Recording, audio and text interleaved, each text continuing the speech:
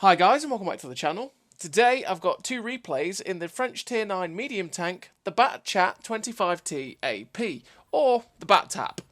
And this is the tank that leads to the BC-25T at Tier 10, or you can play through the Lorraine 40T, both good options. And yeah, this has a 6-shot auto-loader 100mm gun, that's basically the same gun that you get on the 5100 at Tier 8.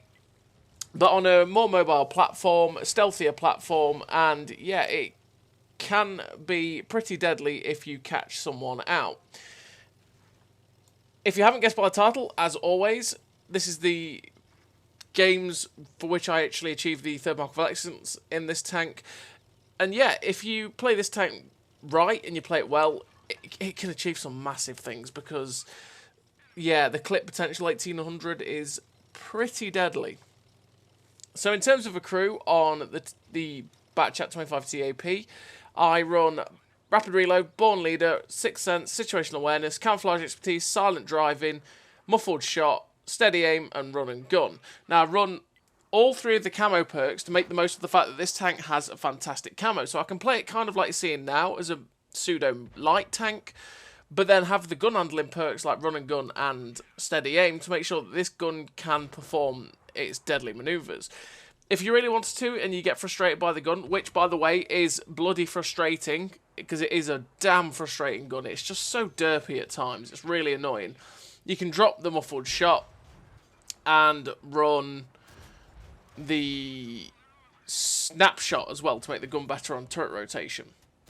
But it can be a frustrating gun, sometimes it can work, sometimes it can't. Now, I mean, I've experimented so many times with changing how it runs. Like in this game, in terms of equipment, I run camo net, vert stabs, and optics. But I've done a lot of chopping and changing where I take out the camo net for a traction system, make it go at 68. Then replacing the traction system with a powertrain because, yeah, sure, going fast is nice. But this tank is sluggish off the mark, very sluggish. So putting better engine power in. But to be honest, I feel like making the most of the camo is probably the best way for the Bat Tap because, like I say, it is an extremely stealthy tank, and you can, like the BC-25T AP, not AP, the BC-25T at Tier 10, you can play it like a light tank and get a good amount of assistance. The problem with the Bat Tap is you are a big fat target, you're very sluggish, you're easy to hit, you get set on fire a lot, and the thing takes engine damage all the time, so just be aware of that. But yeah, the gun is pretty damn derpy. But on the whole, you know, it's a decent tank. I enjoyed playing through it. You've got the choice of this gun or the stock gun. The stock gun fires quicker, but obviously you have a lot less pen, and you have slightly less alpha damage with 240 instead of 300, which, yeah, it's down to you. I actually really enjoyed the stock gun, and then this gun felt like a bit of a disappointment, but the clip potential was definitely there, and the pen. That was the true thing that let the other gun down, was the penetration was just sad. So yeah, I mean, in terms of equipment, I probably would recommend going with the camo net, vert stabs, and optics. Optics, like I say, because you want to make sure you get your view range up as high as possible, because you can play it like that light tank. Vert stabs, because making the gun as good as possible for sure is what you want to be doing. And the camo net, like I say, because I want to make the most of my camo, so I can use and abuse positions like this on Westfield and not get spotted for as long as possible when I'm in those really aggressive bushes to get spotted. But yeah, it's down to playstyle, it's down to how you enjoy it. If you really get annoyed with how sluggish this tank is, because this tank is damn sluggish, run the powertrain. Run the powertrain and swap out a skill for off-road driving, something like that, so that you can at least hit that top speed and be mobile, right? So in terms of this game, we are on Westfield. We're at 1600 assistance so far and 2.8k damage. So, I mean, we're at, what, 4.3, 4.2k combined, something like that, maybe a little bit more.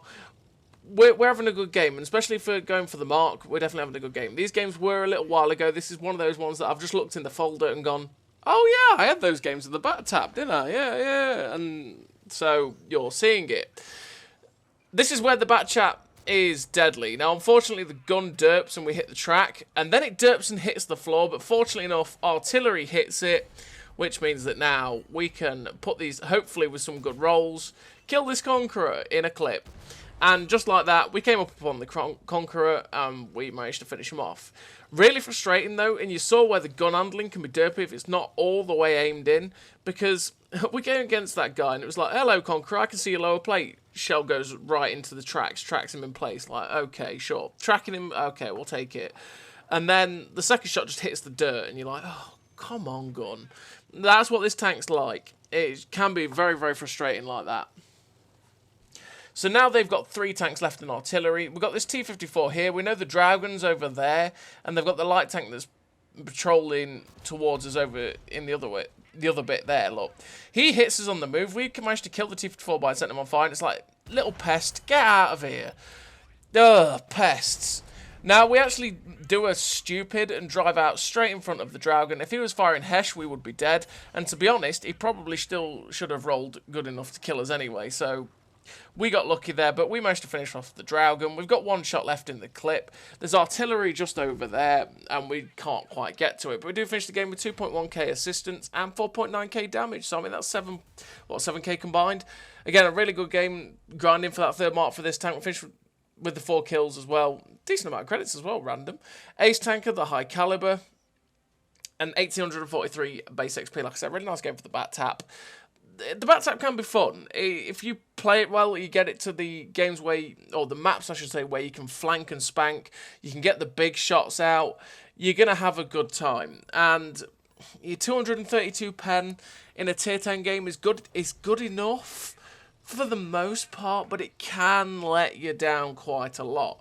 If you go for the 262 penetration, I think it is, on these premium APCR rounds as well, that can definitely go through most things you're going to face, which is why I only carry 18 rounds of standard and 24 rounds of APCR, because, well, I just want to make sure that if I'm going to run out of rounds, I'm going to have the best rounds I have available, well, more of those in the tank, right? Actually, I don't know if, I know the BC-25T got more shells recently. I'm not sure if the Bat Tap did. If the Bat Tap did, that is great, because it definitely needed it. I'm not too sure. I actually haven't seen, and I can't find the reforge for it. But yeah, now we're on Overlord, and this tank is in the open. We managed, oh, unfortunately that shell misses. I was going to say we were going to put him down to a 1-shot, but unfortunately we missed that shell. Just waiting for him to come up, but then we do get the shell, and it's like, come on, final shell, but unfortunately it misses. We managed to get 814 damage from that first clip. Not too bad, not too bad. I mean, right for the start of the game, no health lost, we'll take it. And now we're reloading, we're just watching the beach, because, well, it's Overlord, and those that go to the beach are so easy to farm. And for a clip, for an autoloader tank like the Bat Tap, they can be beautiful. Because you can see them, you can get rear shots, you can get shots at the sides dead easy, you can just farm your whole clip into them. And there's not much they can do, especially if they don't really have the gun elevation. Well, they're just absolutely screwed.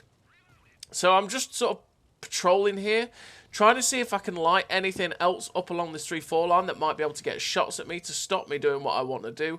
We can see the AT-15, but he's not looking our way, so we're not going to bother him. And here we go. We've got up behind this E75. We get a shot into him, set him on fire, get another shot into his back end, damage his engine, get a shot into the Paladin, and it's like, okay, this guy's backing up. So it's like, okay, well, yeah, we're just going to keep pummeling the shots in. We can finish him off with 1 more shot. Hopefully we do. But unfortunately, we low roll like a mother trucker. We don't quite get the shot to kill the E75. But that's why it's bad to go to the beach. To be quite frank, right there, boys and girls, don't go to the beach on Overlord. It can end badly, especially if someone does exactly what I just did to those guys. They were healthy, they were facing 2 tanks, and they got just utterly wrecked from all of their hit points, because I've got a really great clip, and I'm too high. I'm too high for them, so they can't actually get their guns up for the most part to shoot me. And it's game over. And now we reload it. It's like, well, hello, Mystery 75. I'm back. And we shut him down. Now there's the M48 Rampanzer over there. And it's like, well, Mr. Rampanzer, it's your lucky day. You get to live another day.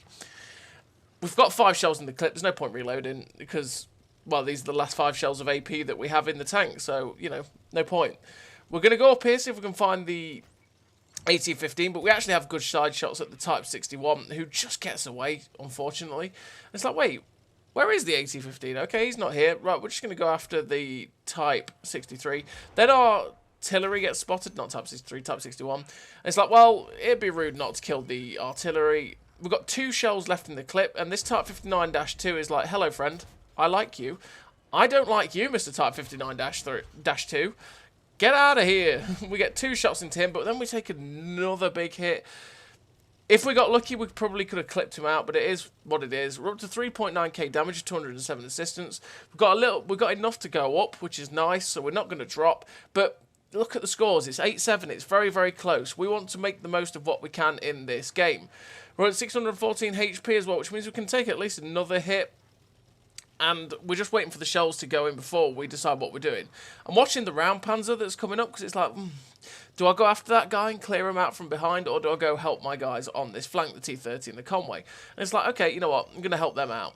We spot the Type 61 as we're coming over into the middle, because what I want to try and do is get up on this ridge line over here and try and spot along the 9 line and try and, you know, see out anything for my TDs, hopefully get assistance from them because they're fairly big guns, and then be able to clip anything out if I get the shot. So there we go. We spot an ISU 152. We're just waiting for the gun to aim in, and we do. He's not spotting us. He's fired. He's screwed. And there we go. We got assistance on the ISU. We also managed to shut him down. We get a nice shot snapped into the Banshee to shut him down. 3 shells left in the clip. We can finish off this Type 61 with this clip. So it's like, okay, Mr. Type 61, you're next. I don't know where the rest of their team is, but it's like, you're next, bro. So we fire on the move, get that shell in, because, yeah, run and gun's really useful. Then the ST1's there. It's like, well, that's a full health ST1. What have you been doing back there, sir? We try and fire shots on the move. Unfortunately, we end up missing one and ricocheting the other. And it's like, oh, now I'm reloading. And then the TANK misses his shell on the move at us, which is fortunate.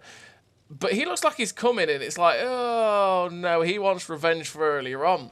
With his HE, he can finish us off, so we really have to be careful. At this point, I'm like, please don't do it. He then misses his shell on the move again, which is great. I mean, he'll probably get fairly lucky to miss, or to pen me, sorry, on the move. So I'm quite happy that he is missing these shells. And we're just going to play Ring Around the Rosies. Now we're nearly loaded. It's like, I can kill you now. We've come over the top of the ridgeline. Unfortunately, the shot only tracks him, but he fires a snapshot which misses, and we get to clip him out, which is wonderful. That poor guy had no chance.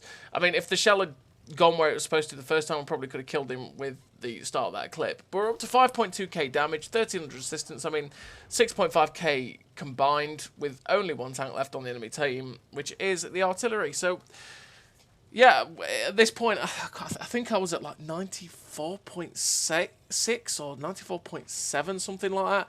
So it was like, hey, yeah, I've got the 3rd mark here. Unless I get screwed, I should have the 3rd mark. I think this was before the MOE changes as well. And there we go. We find the Crusader SP. Unfortunately, we don't get the full pen, but we do get to shut him down, which gives us the victory. 6 kills, 5.3k damage, 1600 assistance. Pascucci's medal, Ace Tanker, Top Gun, High Caliber. 3rd mark of excellence. 1964 base XP. On the back tap. Pretty damn fun tier 9 medium tank.